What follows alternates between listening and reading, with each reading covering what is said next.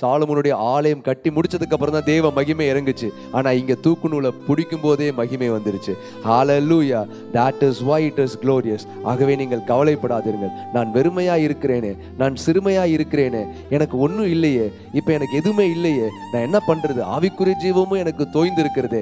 இல்லை இல்லை, நீ தூக்கு நூலை பிடிக்கும் பொழுதே தேவ சமூகம் உன்னோடு கூட இருக்கிறது. செருபாபேலாகிய உனக்கு முன்பாக பெரிய பர்வதங்கள் எம்மாத்திரம், நீ சமபூமியாவாய்.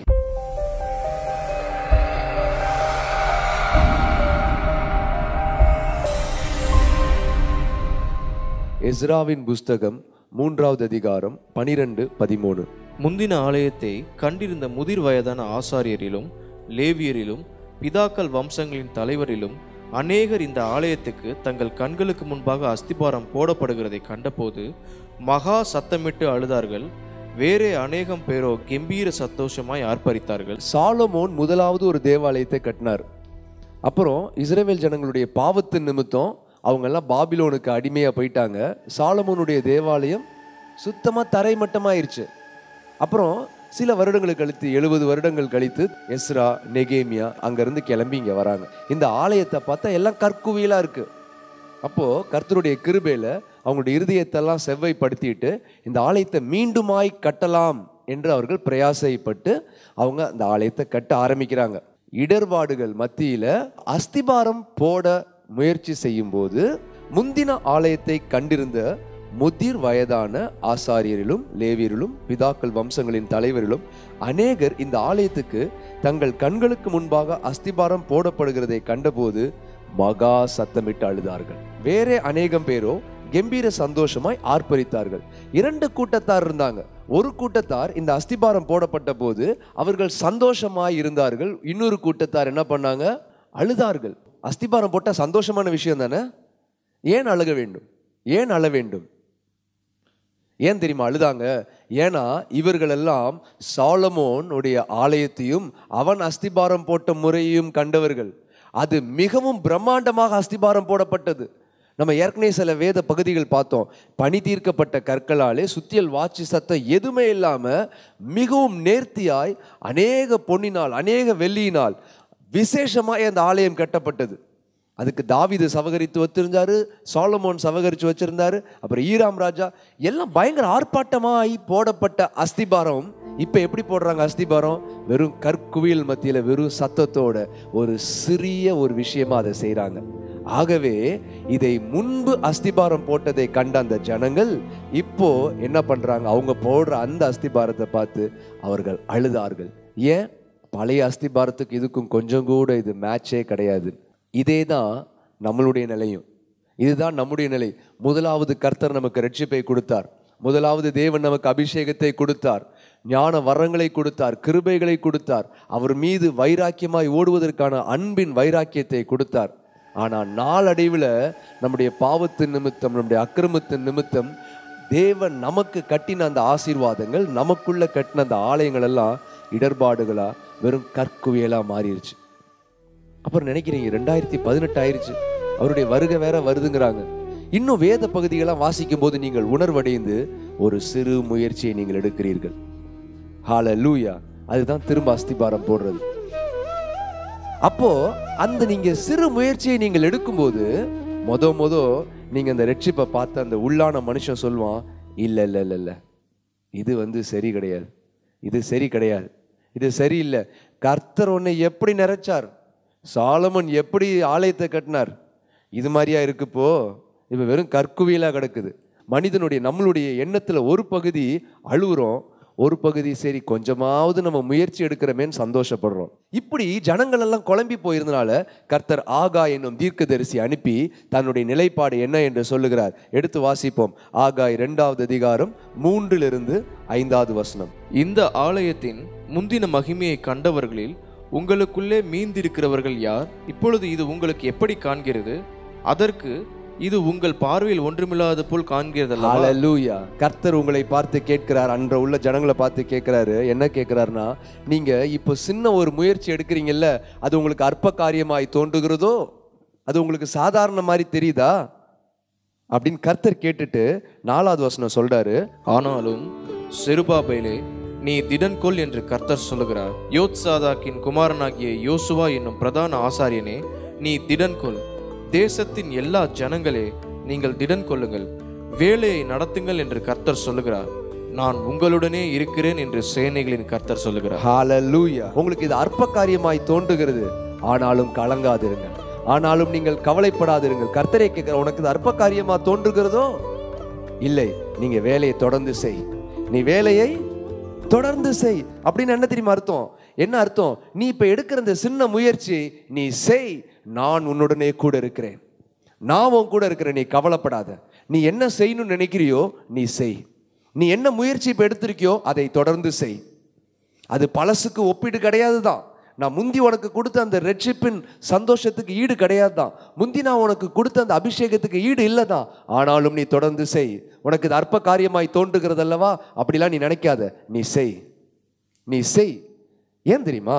5வது வசனம் அவர் சொல்றாரு, நீங்கள் எகிப்திலிருந்து புறப்படுகிற போது நான் உங்களுடனே உடன்படிக்கை பண்ணின வார்த்தையின்படியே என் ஆவியானவரும் உங்கள் நடுவிலே நிலை கொண்டிருப்பார், பயப்படாதேயுங்கள். ஐயோ, நான் கர்த்தரை விட்டு நான் ரொம்ப தூரம் போயிட்டேனே, அவர் எனக்கு கொடுத்த ரட்சிப்பை நான் காத்துக்கல, அவர் எனக்கு கொடுத்த அபிஷேகத்தை நான் காத்துக்கல, நான் ரொம்ப தூரம் போயிட்டேன்.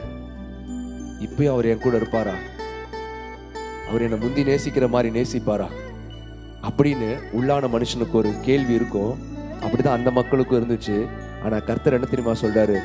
எகிப்திலிருந்து நீ வெளிவந்த போது நான் எப்படி உன்னோடு இருந்தேனோ அப்படியே இப்பொழுதும் இருக்கிறேன். என்ன தெரியுமா அர்த்தம்? ரட்சிக்கப்பட்ட புதிதில் நீ என்னை எவ்வளவாய் நேசித்தாய், நான் உன்னை எவ்வளவாய் நேசித்தேன்.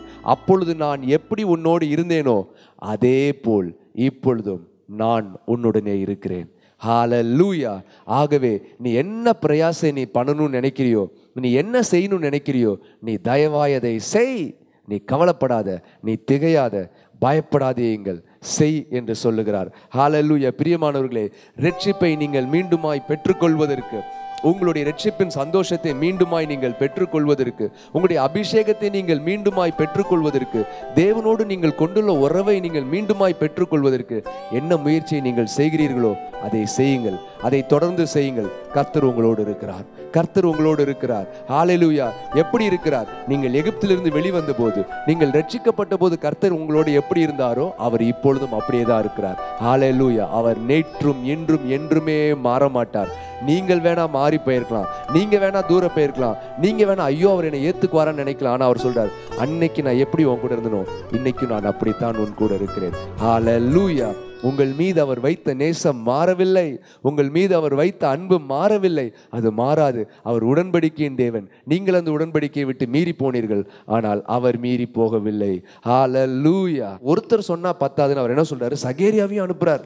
சகேரியா 4வது அதிகாரம் 8-9-10. பின்னும் கர்த்தருடைய வார்த்தை எனக்கு உண்டாகியவர், செருபாபேலின் கைகள் இந்த ஆலயத்துக்கு அஸ்திபாரம் போட்டது, அவன் கைகளே இதை முடித்து தீர்க்கும், அதனால் சேனைகளின் கர்த்தர் என்னை உன்னிடத்திற்கு அனுப்பினார் என்று அறிவாய். சாலமோனுடைய தேவாலயம் கட்டப்பட்ட கற்கள் இருக்குல்ல, அது எவ்வளவு பெருசுனா ரொம்ப பெருசா. இன்னைக்கு அதை தூக்குறதுக்கு எந்திரம் கிடையாதான். இன்னைக்கு அதை தூக்குறதுக்கு எந்திரம் கிடையாது, அவ்வளோ பெருசு. so huge a stone. அதெல்லாம் கற்குவியலா இருந்தா எப்படி இருக்கும்? வெறுமனையா ஒரு இடத்துல கல்லை வைக்கிறதே கஷ்டம். அதுல இவ்வளவு பெரிய கற்கள்லாம் குவியலா இருந்துச்சுன்னா அது எப்படி இருக்கும்? எவ்வளவு கஷ்டம் அது.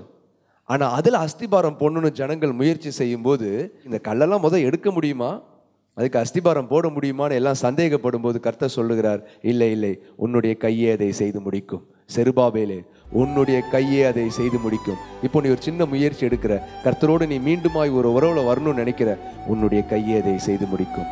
நீதான் அதை செய்து முடிப்பாய். ஹல்லேலூயா. உங்களுக்கே அது மலை மாதிரி இருக்கும், உங்களுக்கே அது எப்படி முடியும் என்று சாத்தியமில்லாதது போல் தோன்றும். ஆனால் கர்த்தர் இன்று உங்களுக்கு சொல்லுகிறார், உன் கையை அதை செய்து முடிக்கும். ஹல்லேலூயா. கர்த்தர் உன்னோடு இருக்கிறார், கர்த்தர் உன்னோடு இருக்கிறார். ஆகவே உன்னுடைய கை செய்து முடிக்கும். அது மட்டும் இல்லாமல் அடுத்த வசனம் பாருங்க, அற்பமான ஆரம்பத்தின் நாளை யார் அசட்டை பண்ணலாம்? ரொம்ப சின்ன ஸ்டெப்பா இருக்கு. நான் கர்த்தருடைய உறவுகளை நான் மேம்படுத்திக்கிறதுக்கு நான் எடுக்கிற ஸ்டெப் ரொம்ப சின்னதா இருக்கு.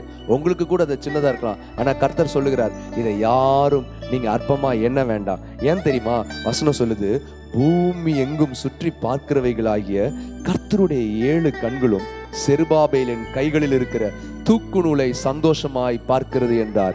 கர்த்தருடைய கண்கள், பூமி எங்கும் உலாவி வருகிற கண்கள் செருபாபேலினுடைய கைகளில் இருக்கிற தூக்கு நூலை சந்தோஷமாய் பார்த்தது. எப்படி தெரியுமா? நீ அஸ்திபாரம் போட்டு முடிச்சுட்ட, சூப்பர்னு கர்த்தர் சொல்லல.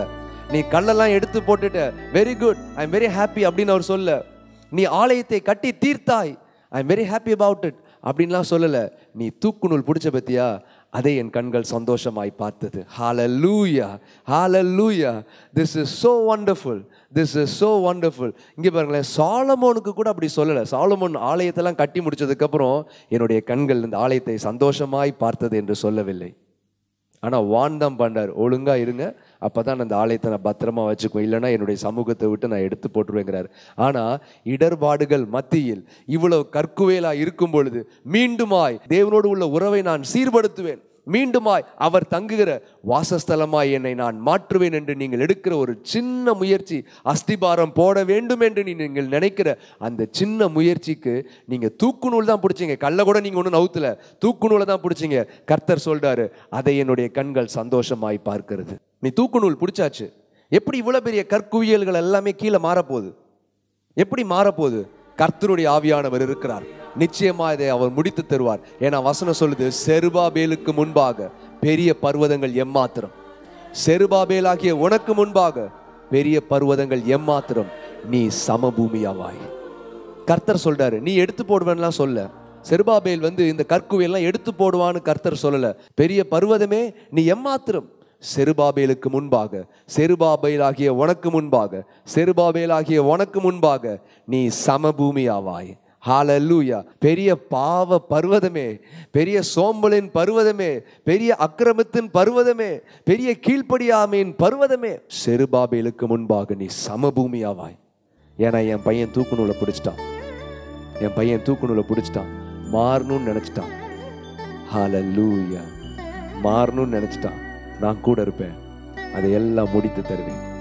அப்ப அவங்க சொல்றாங்க, ஒவ்வொரு கல்லிலையும் கிருபை உண்டாவதாக, கிருபை உண்டாவதாக, கிருபை உண்டாவதாக, கிருபை உண்டாவதாகன்னு வைங்கப்பா, எழுதி வைங்க, எழுதி வைங்கிறாங்க. ஹalleluya, ஹalleluya.